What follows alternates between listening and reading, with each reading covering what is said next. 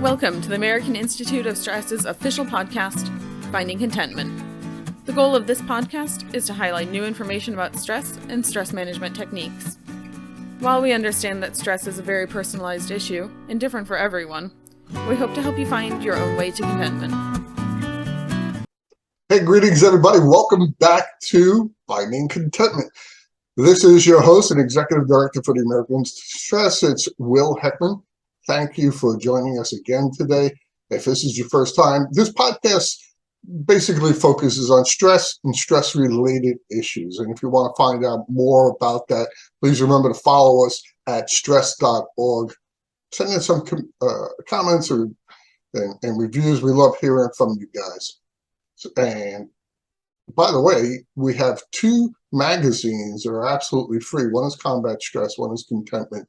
You can subscribe to those magazines at stress.org as well. One just came out. It's really great. Speaking of subscribing, I have to do my YouTube spiel. Look down there. There's a like and subscribe button and a hit button. Please do that. Makes my day. I love to hear from you guys. Whenever I get a like, it makes me feel a little tingly. All right, so today we're going to be talking about something that's not going to be surprising. Because when it comes to good health and stress relief, physical activity matters. Exercise and physical activity improve overall fitness, body mass index, cardiovascular, muscular health. But just as important is that studies show exercise can relieve stress, reduce depression, and improve cognitive function. And although many respondents to the Stress in America survey, which was conducted by the APA, report that they experience positive benefits from exercise, such as feeling good about themselves and being in a good mood, feeling less stressed, as I mentioned. And few of them say that they make time to exercise every day. In fact, the survey found that more than 1/3 of adults report that they exercise less than once a week, or not at all. Only 17% in that survey said they exercise every day. You know, virtually any form of exercise, from aerobics to yoga, can act as a stress reliever. And if you're not an athlete, or even if you're out of shape like me, you can still make a little exercise go a long way towards stress management.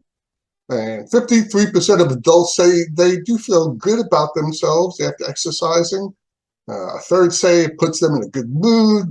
30% say they feel less stress, even though all of that, fewer than half of adults exercise to manage their stress.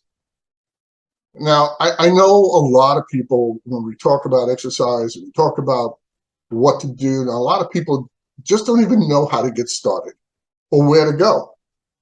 So I asked someone to join us today who knows a lot more about this than I do, and he can talk to us and maybe motivate us to get started. Joining us today, is Bryce Henson. He's the CEO of Fit Body Bootcamp, which is the world's fastest growing fitness bootcamp franchise. Bryce has over a decade of experience in the fitness industry and is an owner of one of the Fit Body Bootcamp. By the locations, by the way, there's one right by my house. His other passion is spreading fitness to the world and also mentoring fitness professionals on how to grow their business and change more lives in local communities. Bryce also leads Fit Body Bootcamp mastermind groups, an exclusive coaching group for high-performing fitness professionals. He's a graduate of Michigan State. He speaks Brazilian Portuguese fluently, which we're probably not going to do today because I won't understand a word. And he enjoys travel, and besides being a fitness expert and coach, he's also an author and an inspirational leader. But to find out more about Bryce, just go to brycehenson.com. I'll put the link down there so you can all see it. So please join me in welcoming to the show Bryce Henson. Bryce, thanks for being here, man. Appreciate you coming on today. Will, thanks so much. Very, very excited to connect and add some value to your audience. Well, you know, the first thing I wanted to really ask you about, because we do talk, I mean, people ask us all kinds of stuff about stress management, and we do talk about being active. But I wanted to ask you personally how you got started in the fitness field. I mean, your journey and how it changed other areas in your life? Yeah, well, great question. I think it's always important to start with the foundation, the why, if you will. And this has really been a very impactful journey for me. But I certainly didn't start out as a fitness professional by any stretch of the imagination. In fact, it's interesting, even me hearing that bio because, about 15 years ago, I was the guy who ate fast food every day. Taco Bell was a staple in my diet. And typically, I always say I'm from the Midwest. I spent the latter half of my childhood there, and the state of Michigan, where my mom's from. And the Midwest is a great place, amazing people, but not necessarily the fitness capital of the world. So lack of exercise, fast food, Taco Bell, binge eating on the weekends. That was the staple of my nutritional protocol and exercise protocol for the better part of 10 years. And ultimately, that changed when I graduated from college. I got an internship in Los Angeles. Which I was excited to be in LA, the sunshine, the beaches, all that California has to offer, but also LA being the plastic capital of the world. So there I was, 21 years young, excited to be there, but lacked confidence, lacked energy, vibrancy. I was 3,000 miles from home, so homesick, didn't have a good friend network, and had very little professional skills to offer the world. But most importantly, Will, I did not have fitness in my life. And I lived that way for about a period of 2 years where I had a lot more dark days than good. And then a fortuitous situation happened to me. One of my close friends from college, his name was Adam, who was my first fitness mentor, ended up moving to Southern California, and we decided to live together. And something about Adam, he was not on the cover of Men's Health, but he could have been. He had the six-pack abs, the glistening muscles, the energy, the confidence. All the girls loved him. I certainly looked up to that. So when we lived together, embarrassingly enough, Will, but I think there's a takeaway for your audience, is that I was so nervous and scared to actually just pony up and say, hey, Adam, can you show me a little bit about this fitness thing? And I finally did after a few months living together. And he turns to me and he said, Bryce, I thought you never asked, but I'm glad that you did. But I don't want to waste your time. I don't want to waste my time. You saw how many guys at college asked me how to get fit, and very few of them actually followed through. So if you want to, help with this, I'm happy to show you everything that I know, but I need your commitment for a period of 12 weeks, so about 3 months, that you're going to lift what I want you to lift. You're going to eat what I want you to eat. And then afterwards, if it works, awesome, and you really resonate, your life's going to change. And if not, well, hey, listen, at least you gave it a shot. And I'm so glad he made me give that commitment, because in the world of sales and influence, commitment is consistency. When someone commits to you, they have a greater probability to stay consistent. And that's extremely important in the health and coaching world. It's also really important in the health and coaching world to ask for help. And human nature, sometimes we put up these guardrails or these masks, if you will, from an ego perspective or vulnerability perspective. But I'm so glad I finally asked Adam, and certainly that's a message that I want to share with your audience. But that all said, that was the foundation of me starting the fitness program. I went with him for the 12 weeks. I'm glad he made me commit to that, because the first few weeks, I could barely move. I was so sore, barely squat to the toilet. But ultimately, I kept on putting one foot in front of the other. And those 12 weeks passed.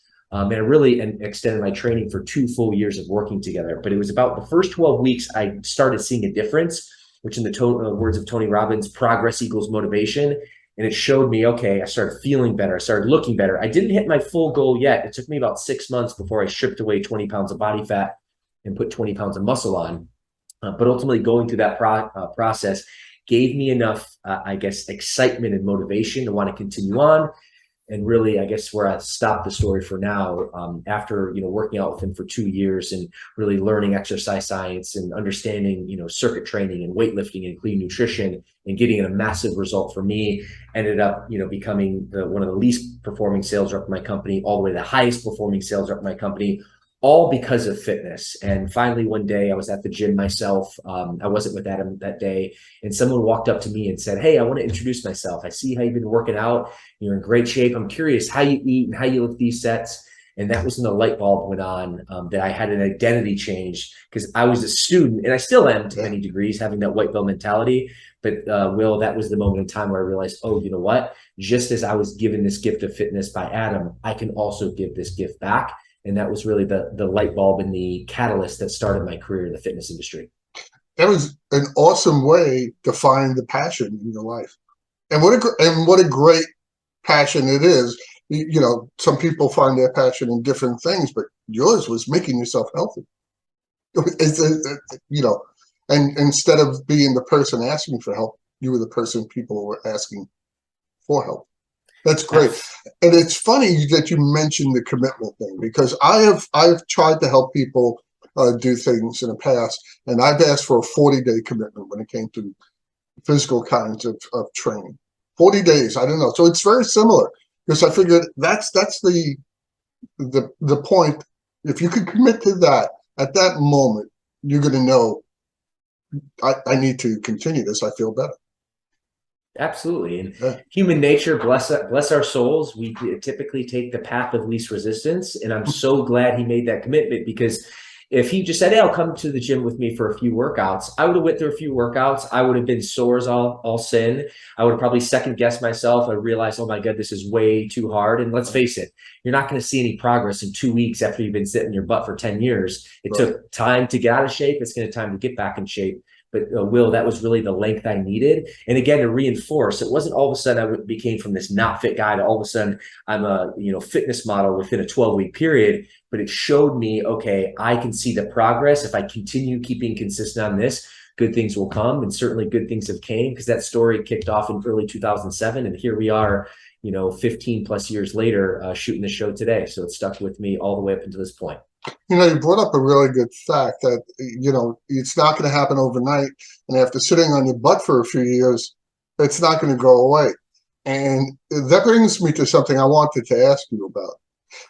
Something's happened in the last few years that is unprecedented. We went through a pandemic. Who the hell even knew what that was? Like when I was your age, what does that even mean? It was just a theory. But we actually went through it. And we had a whole bunch of people in lockdowns doing nothing but sitting. Even the people that worked in I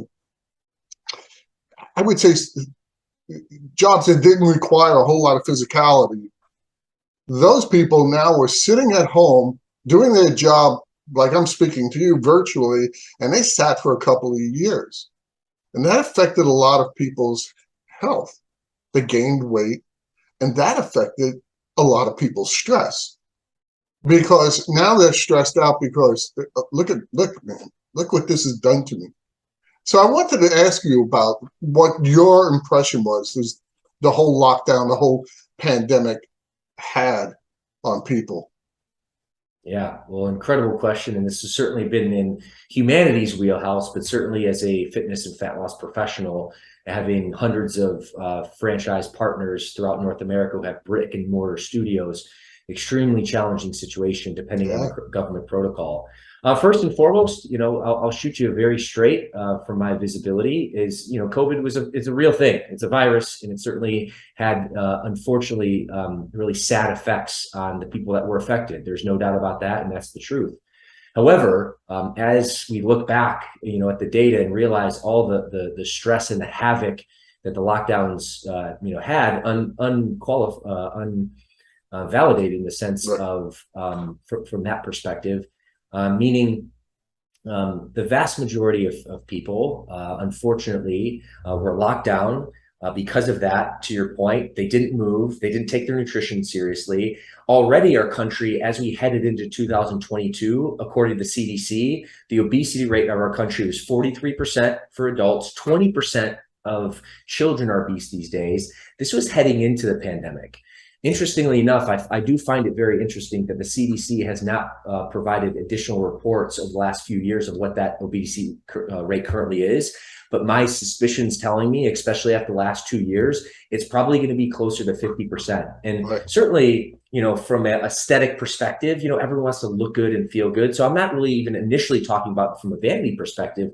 I'm actually talking about from an overall health crisis perspective, because what's even worse is that 80% of the people that were most impacted by COVID were statistically obese, including hospitalization or death.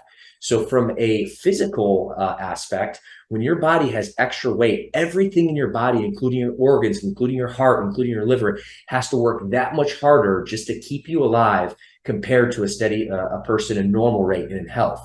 And of course, then when you compound a virus, whether it's coronavirus or any disease, a flu, whatever the case may be, it adds more havoc to the system. And just to put some dollars and cents behind this, I was reading a recent study that nearly $200 billion with a B are spent on extra healthcare costs because of obesity. And certainly the pandemic, the shutdowns, they've added fuel to that fire. What's even worse, on an individual perspective, the average person who is obese statistically spends over $1,500 a year more on healthcare than a person with a normal rate and physically healthy. So when clients come to me at times, wanting a solution, for health and fitness, and they say, Bryce, I can't afford it. I say, you know what? You can't not afford it, because ultimately you're going to be a statistics. Either you pay for your health or you will pay for your sickness, and you'd much rather pay for your health. And we do too. We pay for your health too, because the price of health insurance goes up. The price of just medication goes up. Hospital stays go up. We look into that all the time. And beyond all that, the American Institute of Stress has seen reports that this has been a stress pandemic on top of it because of things like that, because of people who are so stressed out because they're not healthy enough to fight off this virus. I had COVID. I got sick for a few days. I was okay. I mean, it's a virus. It's okay. But all of this, all of the things you mentioned, which were right on point, also attributed to this massive increase in stress in people. People were feeling really bad about, okay, I'm really out of shape now. I'm not used to being inactive. I am unhealthy. I am gaining COVID pounds. To give it a cute name, they think it's okay. It's not. And like you said, some of all of this was unwarranted. This is my personal opinion, but it's my show. It's, it was really unwarranted. It wasn't necessary, a lot of it, but that's hindsight. But all of it attributed to stress.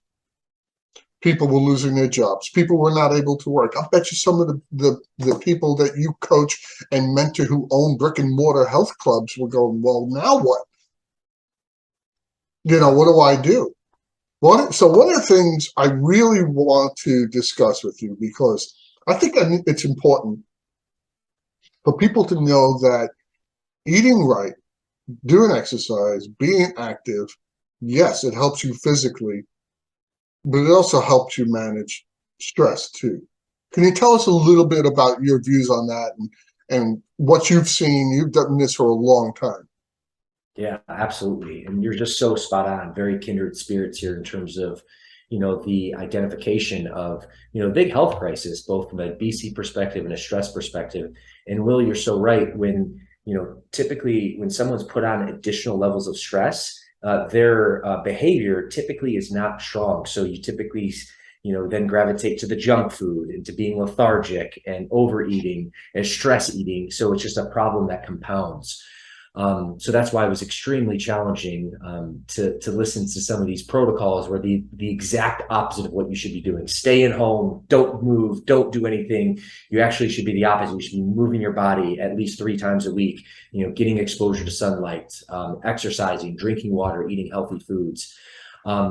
Exercise is an incredible tool, and even forget about weight loss for a second, because that's probably the primary reason people decide to join a fitness program. But single-handedly, aside from smoking, moving your body three times a week of vigorous exercise, even only if it's 30 minutes, is probably the single best thing you can do for your overall health, wellness, and mental well-being. And in fact, there's many studies out there that showcase that exercising improves your body's anti-inflammatory system. So basically, it activates your sympathetic nervous system, and your sympathetic nervous system helps increase your heart rate, contains blood pressure, and your breathing rate. So it helps moderate all these really important activities, in your body. So without exercise, then ultimately your body's not able to kind of stay in a system of equilibrium in order to maintain a very healthy, outlook. Additionally, I was just reading a study by a PhD from Stanford that I follow about exercise and about stress reduction and whatnot. And he talked about one of the reasons that exercise from a chemical perspective, the way our brains are wired, is that when you exercise, okay, there is even without exercising, you have a piece of your brain called the amygdala, which is Greek. It stands for walnut because it's about a walnut-sized shape. And this is actually in your, a reptile brain, if you will. And the amygdala is in charge of firing emotions and a lot of fear and anxiety emotions, which we hear those words, typically they're not looked on fondly upon, which is true, but the reason our human body evolved because those emotions at times actually are very beneficial to keep us out of trouble and danger.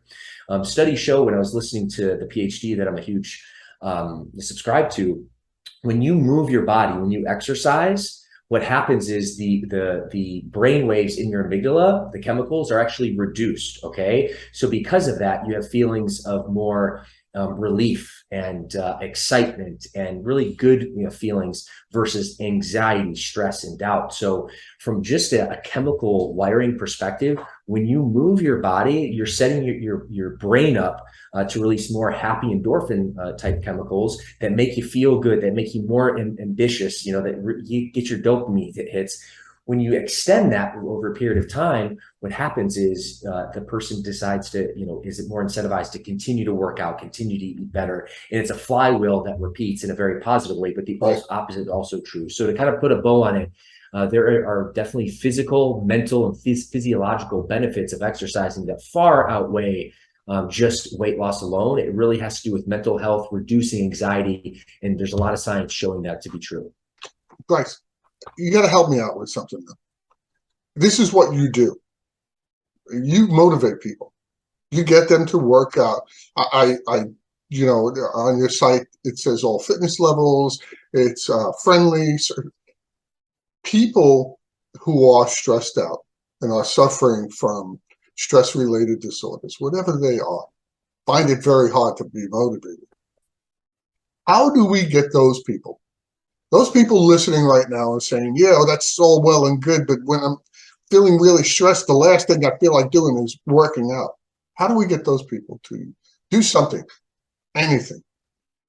Got to hire a coach. And the reason I say that is statistically, if you're listening to this and you don't hire a coach or have an accountability partner, what happens when life gets in the way, when work gets in the way, when family or kids get in the way, we tend to isolate, if you will, and actually drop that commitment. Because let's face it, working out is hard. Eating healthy is hard, okay? However, it's a lot harder on the back end to not do those things. So really one of the things, the ways that we're wired as humans is we're tribal, we're creatures of connection. So the reason our program at Fit Body Bootcamp is so special is because it's not a big box gym where you come in and you have access to the weights, but it's all up to you. That's why statistically, gym memberships don't work, because people need accountability. We need each other. So the single best strategy in terms of getting fit is hiring someone who's already fit, who can hold you accountable and show you the way. And for our modality at Fit Body Bootcamp, that's why group coaching is so important, because when you come in, when you have a coach, when you have other peers around you, you bet your bottom dollar, you're going to work harder. You're going to get that last set of push-ups, that last set of sit-ups, when you're at that group social pressure environment versus if you're just doing that alone. And Will, I say this about myself as well. Even myself, who's a very motivated, driven guy in the fitness industry, I'm 180 pounds, have a 10% body fat, very fit guy. I will work out so much harder when I'm in my own gym with my coaches pushing me than if I'm going to go lift weights by myself. So if that's for me, okay, a fitness professional who really, takes this seriously, for the average person, you're setting yourself up for failure if you don't have an accountability partner or coach. That's how you do it well. It's such good advice to have somebody be accountable to. If you're accountable to yourself, you'll always excuse yourself. You'll find a reason. You will. And to jump in here too, and while fitness is my zone of genius, I'm also being very vulnerable. I'm a recovering alcoholic. I stopped drinking in December of 2016. I tried to do it myself a handful of times, false starts by myself, isolated.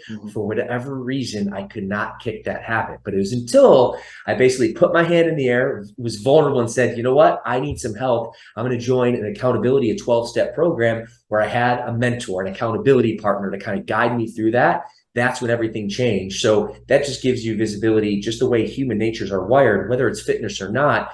Group accountability helps, and especially, within our industry. And if you're feeling really, I know I keep using the same word, but if you're feeling really stressed about going to a boot camp because you are out of shape, think about the positive reinforcement and the motivation you're going to feel when you show up a week later and that coach is saying, look how much somebody recognizes your improvement. Look how much you've improved in just this short period of time. You are on your way to being a healthier, happier person. And that's what it's really all about. That's what we talk about on this show. You can find your way to being a healthier, happier person. You just need to find that thing that works for you. And I think I've always been a big believer in exercise. What my motivation was a competitive sport. But in order to be good at a competitive sport and not get injured every month as I was, I started cross training and doing things like that with a partner because it did help. And I want to ask you about something else too, because now it's more pertinent, especially to me. And that's about people who are getting back into exercising. Old guys like me who feel all of a sudden, okay, I can't get off the floor. My legs are, and this is really true. I need to like hold on to something to get up off the floor. I never in my life had to do that. Is there a place in fitness body boot camp or something similar to that as you get older? Amen. Well, interestingly enough, that you asked this, Will, but last year in 2021, we ended up relaunching our Fit Body Forever program. And our Fit Body Forever program is specifically targeted for adults in their late 50s, 60s, and early 70s. And the education piece behind that is all of our coaches are certified through the Functional Aging Institute, FIA, which are put together by 2 PhDs from Purdue. So that's where the training education piece, came from and really crafted by. But ultimately, the program is a group training program. It's a small group, so each of the coaches have a bit more time and attention on the member versus a large group training, which is normal boot camp. But ultimately still provides and performs functional movements, cardiovascular movements, and also strength movements, which are really, really important because as we age, studies show that we suffer hypertrophy, meaning we basically decline in terms of body mass, we decline in terms of muscle, and you need more muscle as you continue to move forward to live a healthy and active lifestyle. So training into your 50s, 60s, 70s, and 80s is super, super important, and it's unfortunately a narrative that it has been lost over the years, but it's absolutely important to someone's general health and wellness as you continue. And I would even argue it's even more important as we age because of the natural, things that we encounter as humans. And you know what? The reason behind it may have changed. I no longer care how I look at the beach. Sorry. I really don't. But I'm stressed about, as I get older, staying healthy and knowing that, I don't have that feeling of immortality anymore. And it's very stressful. But seeing if I could still do physically the things I used to do 20 years ago, 10 years ago, 15 years ago, whatever, that would be a big stress reliever, at least for me. Enough about old guys. What I do want to talk to you also about is very important to me because I was an educator for a very long time. When we don't talk a lot about kids, they just don't get enough exercise. And I look at the school systems now. A lot of times you can get out of gym class. My daughter did it, although now she goes to the gym many times a week. So I'm very proud of her. But in high school, she could get out of gym class by taking an online course. Not quite the same. And I look at kids in elementary schools, and there is no gym. They get recess for a little bit of time. So I wanted to get your thoughts about all of that leading to the increase and the amounts of obesity in kids and how that's affecting them mentally and emotionally. Yeah. Well, just to really reinforce before I go down the child angle, to your point, I mean, stress levels, this is what your organization does, is it focused on. And when someone's obese, we were talking earlier in this conversation just about the medical, the health, and the financial aspect of it, but we really didn't hit hard on the psychological aspect as well. When you're heavy, when you're overweight, okay, everything becomes more difficult, and studies always show, suffer from higher level depression, higher level of anxiety, high level of stress. So this is really, really important, not only from a health perspective, from an aesthetic perspective, but overall an emotional perspective as human beings, that we really change the narrative and start taking our health and fitness a little bit more seriously. And to kind of connect the dots in terms of children, the first time ever our child obesity rate is nearly 25%. It's just over 20%. And let's face it, kids are impressionable. It's monkey see, monkey do. When they see their parents, okay, not investing in their health, not investing in their fitness, people do the exact same thing. So that just reinforces from our conversation earlier about the pandemic. Already our country was facing a health crisis. The pandemic was adding fuel to the fire. And we're thinking about adults, right? And older adults and whatnot. But really, when we look to the youth, okay, the youth are watching all this going on and not, picking up good habits, because let's face it, we're not giving them good habits from a statistical perspective. So let's face it, if we're talking about stress and anxiety, think about a kid who's, 10 years old, 12 years old, who's 20, 30, 40 pounds overweight. Okay. How are they going to feel about themselves? What type of energy are they going to have? What type of, anxiety and stress are they going to encounter? Because let's face it, being a kid and being a teen is already stressful enough. You add in layers of, unhealthiness and, feeling awkward because no one likes to be overweight. It is, and it's continuing to the problem compound. So it is important that we're having these conversations, because parents, if you're listening to this, the big call to action about finding a reason for you to be healthy and fit. Yes, you have a lot of incentive to be a better version of you, but if not for you, do it for your kids. They're watching, they are taking notes. And if you live a healthy and fit lifestyle, the chances for them doing that increase. The opposite also true. And that's why it's so important that we're having this conversation. And I think we have to change the narrative a little about what good health and physical exercise and what our body image is. We don't have to look like Chris Helmsworth or Bryce Henson. That doesn't, we can't hold that up as that's what we aspire to, because it's sometimes unreasonable. So our image of what a healthy person looks like needs to change a little too. And in doing that, I think that'll alleviate a lot of stress of, oh my God, I don't look like, Jason Momoa. Although people tell me, no, forget it.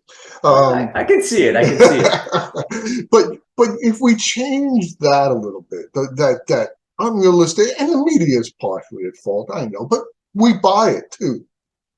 We don't have to buy it. We can't all, be, like I said, be Bryce Henson, but he does this for a living. You and I are just do what we do, but our image of what a healthy me looks like should be our own. And we once we do that, I think that'll alleviate a lot of stress. You just have to be healthier than you were when you weren't healthy.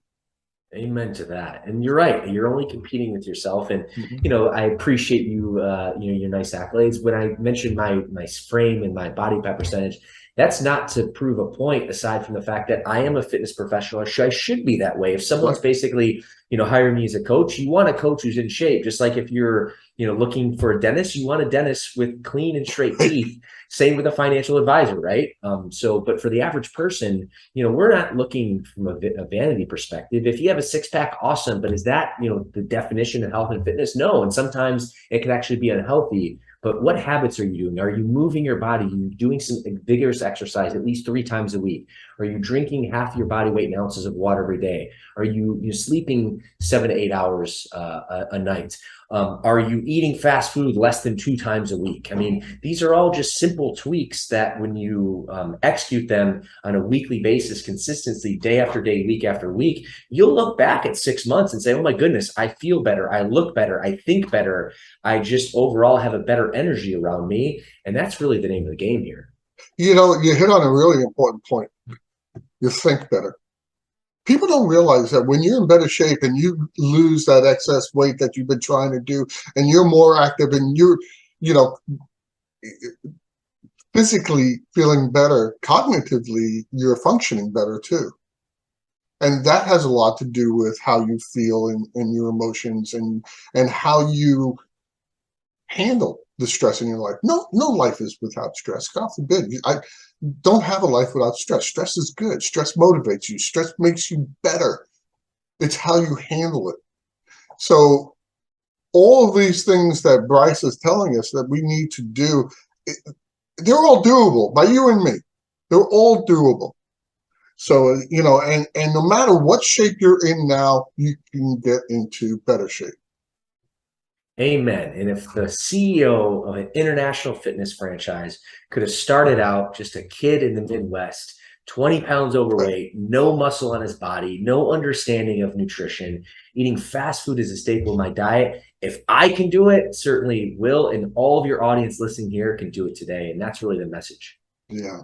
Hey, you know, I wanted to finally, because we're running out of time, I don't want to go too long, and I'm taking up a lot of your time, but it's a very interesting subject to me, and I'm sure a lot of people listening, a lot of people in our audience, fitness hasn't been the first thing on their mind lately, and especially the last few years. So it needs to come back to the forefront of what they do as a person. But I wanted you to tell me, because I have seen it in West Palm Beach, Florida. I have seen the Fitness Body Bootcamp. And so I wanted you to tell us a little bit about that, what people can expect when they go there. For the very first time, I walk in the doors. What's it like? It's welcome, it's open, it's energetic. You know, fitness can be intimidating. We talked about earlier the intimidation factor. In fact, the heaviest weight any of our clients will ever have to lift is the very first time opening that door, because that's the hardest barrier of entry. When you come into our studios, our program is built for the average everyday person who, you know, is in their 30s, 40s, and 50s, who has, you know, kids and work and school, who necessarily doesn't love working out, maybe hasn't worked out since high school, but know they need to change, know they need to look better, they need to feel better, they have more energy, confidence, manage their stress better. This is who our program is for. It's a coaching program. So we have 2 coaches in every single session. You can't come anytime you want. There's usually a set schedule of roughly about 4 sessions in the morning, 4 sessions in the evening. So that way it's very convenient for, you know, someone who has work and kids and busy life to attend one of the sessions. Our secret sauce is we do 30-minute circuits. So we like to say we give twice the workout, twice the result, half the time. And really 30 minutes a day is 2% of your day. And I always like to say, if you can't give me 2% of your day, you're just not taking your life and your fitness seriously. The good news, though, is when you reframe that and you will teach some mindset coaching and really welcome someone in, give them a great experience. And it's tough. It's not easy, but it's not a military style boot camp. We're here to lift you up. We're here to encourage you. And you talked about praise and recognition.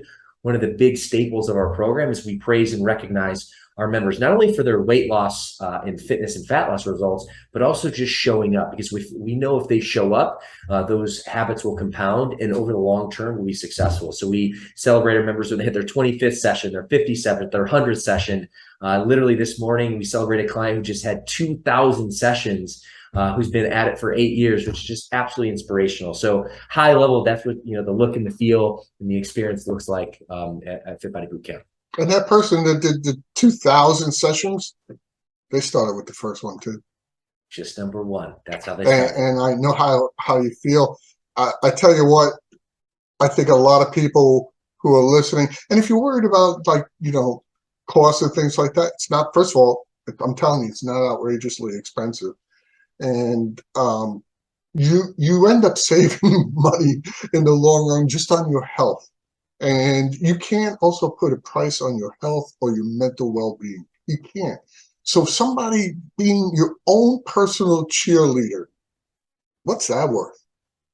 You know, and what does the cheerleader do but cheer you on? And you can't put a price on that.